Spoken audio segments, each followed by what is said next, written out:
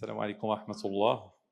C'est avec un grand plaisir que je sois parmi vous pour discuter d'une thématique pointue qui relève beaucoup plus des pathologistes que de l'endocrinologue. Mais j'ai accepté le défi pour représenter la communauté des thyroïdologues marocains et de parler des tests moléculaires en cytologie thyroïdienne. Je tiens à remercier le professeur Al-Khaour qui m'a adressé la thématique et je remercie tout le staff qui a fait réussir cette journée et toutes les autres journées du congrès. Donc je précise que je n'ai aucun conflit d'intérêt par rapport à cette présentation. L'objectif de ma présentation, c'est le premier, c'est quelle problématique va traiter les tests moléculaires en thyroïdologie. Le deuxième objectif, quelles sont les anomalies moléculaires à rechercher et par quelle technique. Et le dernier objectif, quelle technique de prélèvement. Et bien évidemment, on va voir aussi les éventuelles techniques qui peuvent exister dans notre pays. Donc commençons d'abord, qui a fait démarrer notre soif envers les tests moléculaires en thyroïdologie? Il faut savoir que le nodule thyroïdien est une situation très fréquente, population au Maroc, et le risque de malignité est très faible. C'est pour ça que notre objectif, c'est d'arrêter les chirurgies inutiles qui vont enlever que du bénin et de se concentrer que sur le malin. La prise en charge habituelle commence toujours par une TSH pour éliminer un nodule chaud avec un complément scintigraphique quand la TSH est moins de 1 et éventuellement le couple échographie cytoponction en fonction de la taille. On va décider au nom d'une cytoponction et à la fin ça va être une classification Bethesda de 1 à 6 pour pouvoir déceler ce qui est déterminé et ce qui est indéterminé. Il faut dire que les Bethesda 1 et 3 sont à refaire dans la plupart des cas et on finira par avoir des anomalies déterminées qui sont le bénin et le malin, à savoir le Bethesda 5 et 6, et malheureusement avec des situations indéterminées qui nous posent question, et c'est ce qui nous met devant une incertitude. Est-ce qu'on va laisser et surveiller quelque chose de malin, ou plutôt on va y aller de manière agressive d'opérer ces patients-là? Il faut d'abord savoir, cette situation indéterminée, quelle est sa fréquence dans la population? Est-ce que c'est un problème fréquent? En revenant à la grande méta-analyse de 145 000 patients, avec 38 séries entre 2010 et 2018, de M. Wong, et les résultats étaient pour une analyse déterminée dans 70% des cas et indéterminée dans 30% des cas. Et il faut dire que c'est ça, la cytoponction, une forte valeur prédictive positive et une forte valeur prédictive négative du malin. Malheureusement, 30%, vous aurez toujours 30%, presque le 1/3 des résultats indéterminés. Et il est impossible d'évaluer l'invasion à l'aide d'une cytoponction. Le même travail a été réalisé dans notre service et on était parmi les premiers à publier une série de la classification EUTERATS adaptée à la population marocaine. Et dans notre série, on a trouvé qu'il y avait 72% de déterminés. Et malheureusement, 28% des cas, on était dans l'incertitude entre le malin et le bénin. Ça réconforte nos résultats puisqu'on est dans les normes par rapport à ce qui est demandé, et c'était l'objectif de notre étude. Est-ce qu'on est dans les normes de la thyroïdologie internationale ou pas? Mais quand vous êtes dans cette case, il ne faut pas être rassuré parce que vous avez entre 10 et 40% de risque de malignité. Quelles sont les solutions? Je suis devant un nodule avec une cytologie indéterminée, quelle que soit son indication. Est-ce que c'était EUTERAS 3, 4 ou 5? Maintenant, la première, c'est de refaire. Refaire, ça a été très bien élucidé pour le Bethesda 3. Refaire et refaire, bon, au moins 2 fois, parfois plus. Mais il faut dire qu'on ne peut pas refaire les 4 parce que quand vous refaites les 4, vous arrivez à avoir le même résultat. Donc, ce n'est pas la peine de le refaire. Donc, c'est un angle mort de notre vision de chaque jour. Le deuxième moyen, on peut biopsier. Biopsier le nodule, ça nous fait savoir, surtout ça nous règle le problème des non-diagnostics et les problèmes des Bethesda 3, mais ça ne nous règle pas les problèmes des Bethesda 4 parce que biopsier, aucune idée sur l'invasion du contour. Et donc, on va toujours rater le folliculaire invasif, ça veut dire le carcinome folliculaire. La troisième méthode, c'est d'avoir ce qui est fonctionnel, la fonctionnalité en matière de médecine nucléaire de votre nodule. Et là, deux méthodes, que ce soit la scintigraphie technetium MIBI ou le PET scan, vont nous apporter de l'aide, mais toujours avec un angle mort en matière des tumeurs oncocytaires qui vont faiblement métaboliser le glucose et aussi faiblement capter le MIBI, d'où l'intérêt, parce qu'un MIBI négatif nous réconforte, sauf, je le dis bien, sauf dans les tumeurs à caractère oncocytaire. Donc, nous reste quoi? Nous reste la chirurgie. Vous acceptez à faire opérer ces patients-là et à prendre ce défi pour avoir un résultat histologique? La plupart au Maroc optent pour ce point, pour cette attitude. Mais le problème, c'est les comorbidités de la chirurgie. Et je viens de recevoir une patiente pour un bénin. Voilà ce qu'on a laissé sur place, une grande cicatrice unilatérale d'une lobismectomie. Est-ce que, si vous étiez à sa place, vous acceptez ceci? Donc finalement, le premier souci qui relève à éclaircir la situation et à exposer les tests moléculaires, c'est le caractère indéterminé qui va nous amener à différencier entre le malin et le bénin. Et donc, il y aurait deux stratégies. Soit vous préférez un examen qui aura une forte valeur prédictive négative pour vous faire un phénomène de roll-out et donc éliminer le malin, ou plutôt chercher un examen qui a une forte valeur prédictive positive pour faire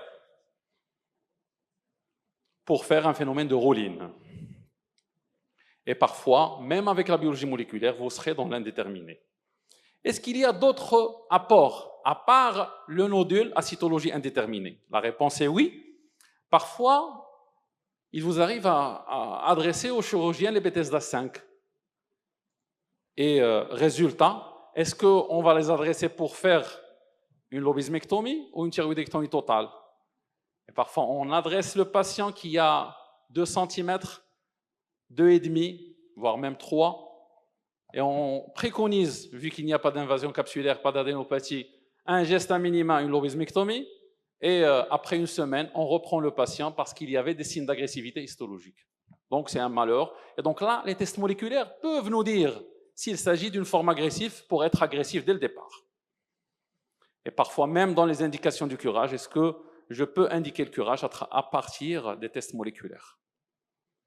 Troisième point sur le plan des tests moléculaires, ce qu'ils vont nous apporter, c'est surtout en matière de prise en charge chirurgicale qu'on a vu ensemble. Et on peut avoir, aussi on peut tester le caractère réfractaire à l'iode à travers les mutations trouvées.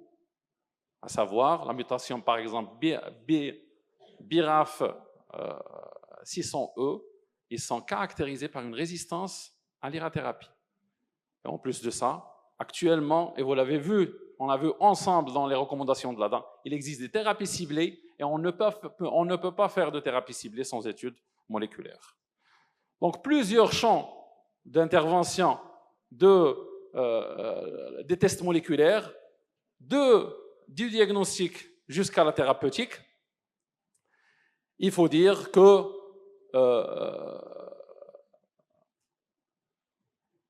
pourquoi on peut choisir les tests moléculaires en cytologie thyroïdienne? Pour mieux classer les lésions indéterminées, pour orienter la prise en charge vers des signes moléculaires, si on trouve des signes moléculaires d'agressivité pour indiquer carrément une thyroïdectomie totale, voire un curage ganglionnaire.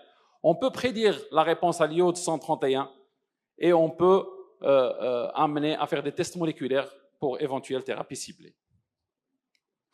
La deuxième question, quelles sont les anomalies moléculaires et quelles sont automatiquement les techniques qu'on va utiliser pour les guetter? En effet, en matière de tumorogénèse thyroïdienne, il y avait un bouleversement des connaissances. C'est ce qui a amené à faire une nouvelle classification anatomopathologique en 2017 qui a été publiée. Et les marqueurs de tumorogénèse qu'on peut avoir, si vous avez plusieurs anomalies moléculaires regroupées, ça peut vous indiquer de quel type de tumeur s'agit-il. Au moins, ça peut vous dire est-ce que c'est malin ou est-ce que c'est bénin. Parfois, le risque de malignité ne dépasse pas 50%, ça veut dire ne dépasse pas le risque que le nodule a au départ, et automatiquement, ça nous laisse dans une situation, encore une fois, indéterminée. Les mutations de BRAF V600E sont caractérisées vers le malin, surtout quand ils sont associés avec le TERT, mais il faut dire que les mutations de RAS ne sont pas spécifiques du malin. C'est vrai qu'ils sont présents dans la moitié des cancers folliculaires, mais on peut les trouver dans les adénomes folliculaires. Donc, l'idée, c'est pouvoir regrouper les anomalies pour chaque type de tumeur. Et à chaque fois qu'on recense et on essaie de chercher les mutations, les fusions et les anomalies du micro-ARN, à travers ces anomalies, ça va nous dire de quel type histologique et ça va nous dire est-ce que c'est malin ou bénin. Il faut mémoriser que certaines altérations génétiques, notamment l'association de l'altération BRAF avec la fusion entre RET et PTC, qui est très synonyme du carcinome papillaire classique. Il faut souligner aussi que la mutation RAS et RAS-like, c'est en faveur d'une prolifération tumorale bénino-maligne, point d'interrogation. Il faut dire que la présence de mutation PCCON3 avec la mutation du promoteur TERT est en faveur de l'agressivité et les mutations de RAS et de RAS-like sont en faveur de lésions folliculaires. Maintenant, pour étiqueter ces anomalies, quelles sont les techniques qu'on va utiliser pour découvrir de quelle anomalie génétique, somatique s'agit-il pour notre nodule? Plusieurs panels ont été utilisés. Le premier, le plus ancien, c'est un panel de 7 gènes et qu'on peut le faire à l'échelle locale dans n'importe quel service qui fait de l'étude génétique.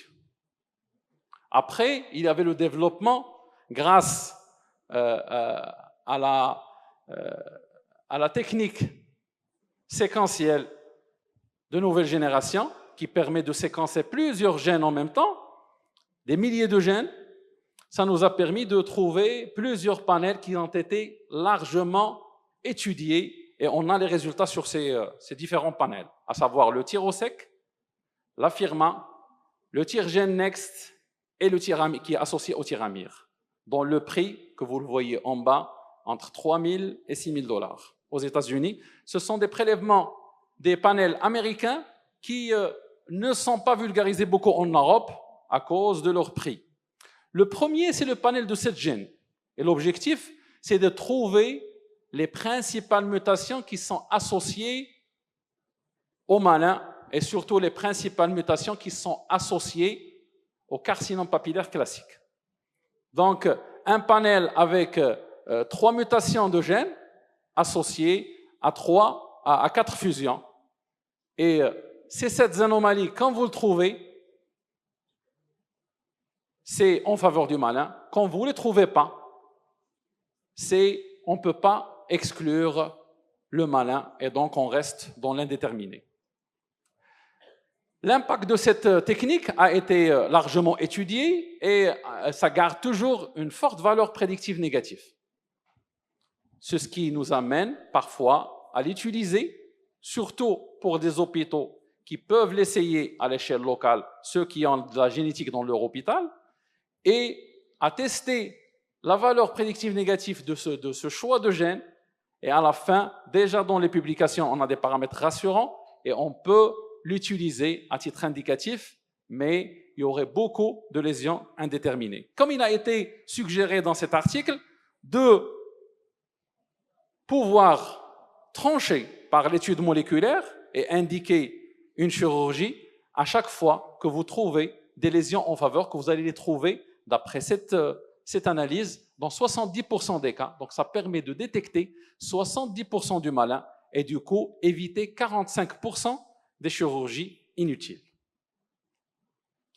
Un autre panel qui est très performant, le tir au sec, il a l'avantage d'avoir une valeur prédictive négative très élevée. Il étudie une 80aine de gènes et de fusions, et avec une valeur prédictive négative qui dépasse 95% aux alentours de 97%. Le résultat de ce test, il va vous dire, soit vous êtes devant un bénin, soit vous êtes devant un certain degré de suspicion. Un certain degré de suspicion, et vous voyez ici,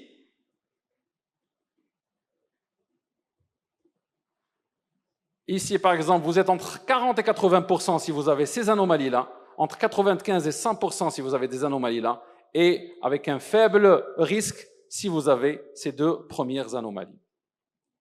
Et donc, ça nous permet au moins de pouvoir exclure le bénin. Le deuxième point, le deuxième test, c'était la firma. La firma, elle aussi, elle se fait en deux temps. D'abord l'atlas et puis l'expression. Donc, c'est une version qui étudie la mutation de BRAF avec les transcriptions de fusion RET-PTC qui sont très pathognomoniques du papillaire classique, et elle garde elle aussi une forte valeur prédictive négative aux alentours de 96%. Ça veut dire qu'on peut l'utiliser dans ce sens. D'abord, faire la firma GSC pour exclure le bénin, et à partir de là, si vous avez une suspicion, vous passez à faire un séquençage plus détaillé pour pouvoir tirer par la suite une conduite à tenir en fonction de pourcentage qu'elle va vous nous donner cet examen. Le troisième et le dernier examen qui a été très bien étudié dans la littérature, c'est le tir GenNext associé au tir Amir. De la même manière, en deux temps. D'abord, on fait le tir GenNext pour exclure les malins et les envoyer à la chirurgie. Quand vous ne trouvez rien, vous partez chercher les anomalies des micro-ARN, ça veut dire des petites anomalies que vous allez séquencer des milliards d'ARN pour pouvoir trouver les anomalies. Et si vous trouvez les anomalies, vous allez redresser le tir vers une chirurgie. L'idée, c'est que dans ces derniers examens, ça vous donne même une idée sur l'agressivité en vous donnant, par exemple, ce que vous voyez ici, l'exemple du micro-ARN 155 qui est associé à un comportement tumoral agressif. La valeur prédictive négative, elle aussi, très forte, très élevée par rapport au premier panel de cette gène, avec une spécificité et sensibilité qui est très élevée. Il était question de voir, est-ce qu'il y a une différence entre ces différents tests? Évalués en head-to-head devant des nodules de cytologie indéterminée, il n'y avait pas de différence. Les deux font éviter, d'après cet article de comparaison, 49% de chirurgie inutile. Et donc, il était question de choisir quel test je vais choisir dans ma pratique quotidienne. Vous devez faire le choix. Quelle est votre attitude déjà? Est-ce que vous faites partie de l'école qui fait de la surveillance active? Ça veut dire, vous voyez le lésion le nodule qui est indéterminé et vous le surveillez beaucoup plus que l'indication chirurgicale. Si vous êtes pour l'indication chirurgicale, il faut avoir un examen avec une forte valeur prédictive négative. Ça veut dire les 3 panels américains. Si vous voulez avoir un examen qui va vous aider dans la surveillance active, il faut choisir le panel qui a une forte valeur prédictive positive, ça veut dire celui qui va indiquer le cancer. Et dans ce cas-là, vous allez choisir plutôt le premier. Mais attention, quand on parle de valeur prédictive positive et valeur prédictive négative, ici, vous ne démarrez pas avec un risque de 0, vous démarrez avec un risque de malignité entre 10 et 40%. Et donc, il ne faut pas se fier à ça, mais peut-être la meilleure attitude, c'est de redresser votre attitude en fonction de l'étape initiale. Si vous avez déjà un indéterminé avec un moléculaire indéterminé et vous avez un ETRA de 5 à l'échographie, il faut envoyer le patient à la chirurgie. Mais par contre, si vous avez des signes de bénignité, même si vous êtes dans l'indéterminé moléculaire, on peut partir faire de la surveillance active. Un exemple de résultat, par exemple sur votre droite, l'exemple 2, présence de mutation NRAS, c'était faite par le Tyrosec V3, le dernier qui a été actualisé en 2017. Mutation NRAS Q61R, elle est activation de la voie MAP kinase et PI3 kinase. Ce profil est typiquement observé dans les adénomes folliculaires et les carcinomes folliculaires encapsulés. Le risque de malignité est estimé entre 40 et 60%, donc ça nous laisse quand même à notre fin. Et dans ce cas-là, à travers ces résultats, c'est une lobectomie diagnostique. Donc, à travers tout ce qu'on a vu ensemble, ils vont apparaître dans la plupart des recommandations. En ce qui concerne ici, vous avez les recommandations de l'ETA 2023 qui les recommande devant des nodules indéterminés. La Société française d'endocrinologie, elle aussi, elle a demandé, elle a fait appel à étudier ces panels moléculaires et à travailler en local dans chaque centre de génétique pour faire valider les gènes à rechercher et faire des tests locaux pour réduire le prix parce que ce sont des panels qui sont extrêmement chers. Vous êtes à votre fin, quelle est la technique qui est disponible au Maroc? Alors, le séquençage de dernière génération, on peut séquencer 42 mutations et le prix se fait à l'INO, mais sur des pièces opératoires, pas sur la cytologie. Au CHU Hassan II, on peut étiqueter les mutations. À chaque mutation, il y aurait un prix. Vous voulez rechercher la mutation BRAF, la mutation RAS, et toujours dans une pièce, ça veut dire soit microbiopsie, soit une pièce opératoire. Donc beaucoup plus à un intérêt pronostique. Le seul examen qui se fait dans le laboratoire Raviyad, par exemple, de Rabat, quand on a contacté le biologiste responsable, il nous a dit qu'il a ce panel du thyroïde et poumon et qui comporte plus de 38 mutations et il est à un prix de 12 000 dirhams. Le problème, c'est un panel qui étiquette les fusions des gènes. Et il faut savoir que les fusions sont rares dans les lésions indéterminées, moins de 10%. Cela veut dire quoi? Si vous utilisez ce test, c'est pour une valeur prédictive positive. Ça veut dire s'il est malin, c'est malin, mais s'il est négatif, ça n'élimine pas le malin. Donc l'utilité, dans notre contexte, reste quand même à vérifier. L'utilité peut être pour guetter l'agressivité, il a été bien illustré dans la littérature. On peut l'utiliser pour guetter l'agressivité et on ne peut pas l'utiliser pour étiqueter le malin.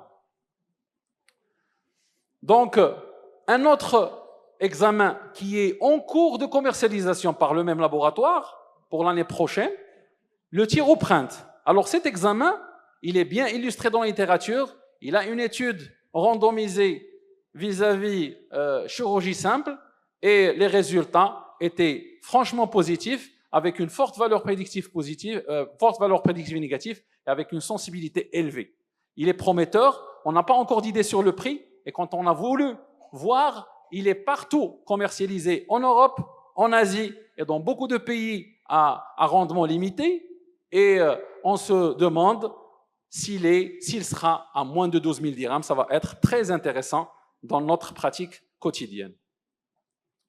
Maintenant, quelle preuve dans la prise de décision face à un Bethesda 4 ou 6? Une seule étude a été faite dans ce sens pour pouvoir étayer les choses et ça a permis de redresser le geste chirurgical dans 91% chez ceux qui ont fait l'étude moléculaire contre 61% dans le bras où on n'a pas fait d'études moléculaires. Ça veut dire ça nous permet de redresser le geste chirurgical quand vous trouvez des signes en faveur de l'agressivité. Et en ce qui concerne la thérapeutique, ça figure largement dans les recommandations de l'ATA 2025 où les principales thérapeutiques recommandées s'appuient sur les études moléculaires. Maintenant, et rapidement à la fin, quelle est la technique? La technique, c'est simple, faire une cytoponction simple avec liquide de rinçage. D'abord, la cytoponction étalée, étudiée par le pathologiste, et l'autre prélèvement de rinçage va être dédié pour l'étude moléculaire. Le liquide de rinçage, il y a un liquide pour chaque méthode. La méthode, par exemple, du panel dont je vous viens de parler, qui est commercialisé au Maroc, ça se fait avec du sérum salé. Fixation simple, lui, il va faire le surnageant, il va assécher, congeler et l'envoyer en France pour être traité. Il y a des méthodes qui peuvent traiter sur des lames anciennes. Il faut que la lame ne dépasse pas 1 mois et on peut traiter sur grattage de lame en recherche des anomalies des micro-ARN. Et bien évidemment, avant d'envoyer le prélèvement, il faut remplir une fiche de génétique pour faire les tests moléculaires comme les recommandations en vigueur. Donc, ce qu'il faut retenir à travers l'intérêt des tests moléculaires en pratique clinique, c'est que le premier intérêt, c'est de mieux classer les lésions indéterminées et d'éviter les chirurgies inutiles. Bien évidemment, ça peut aussi orienter la prise en charge chirurgicale vers lobismectomie ou thyroïdectomie totale. Ça peut prédire le caractère réfractaire à l'iode 131 vu la dédifférenciation du NIS. Je n'ai pas eu le temps pour développer ce point, mais on peut le discuter après. Et ça permet aussi le développement des thérapies ciblées avec le phénomène d'addiction oncologique qu'on aura le temps pour le caractériser. Je finis par cette conduite pratique, c'est que vous avez 70% de déterminés et 30% d'indéterminés. C'est que je dois, en tant qu'endocrinologue, arrêter le saignement et arrêter les chirurgies inutiles. Je vous rapporte l'écrit de Stefanos Piesa qui est avec nous. Qu'est-ce qu'il dit? Il faut sauver des thyroïdes. C'est un nouveau paradigme dans l'étude de la thyroïde ou dans les soins de la thyroïde. Et donc, en réalisant des études moléculaires pour faire soit un roll-out et éliminer le bénin, soit un roll-in et chercher le malin. L'idée, c'est que parfois, il y a des inconvénients, et surtout le premier, c'est l'inaccessibilité et le caractère onéreux. Et c'est pas toujours discriminatif. Parfois, ça vous donne le même résultat, toujours dans l'indéterminé. Et à la fin, il y a d'autres tests à faire. Si vous n'avez pas les tests moléculaires en main, il faut penser à caractériser pour ne pas envoyer tous vos malades indéterminés en chirurgie. Et merci pour votre attention.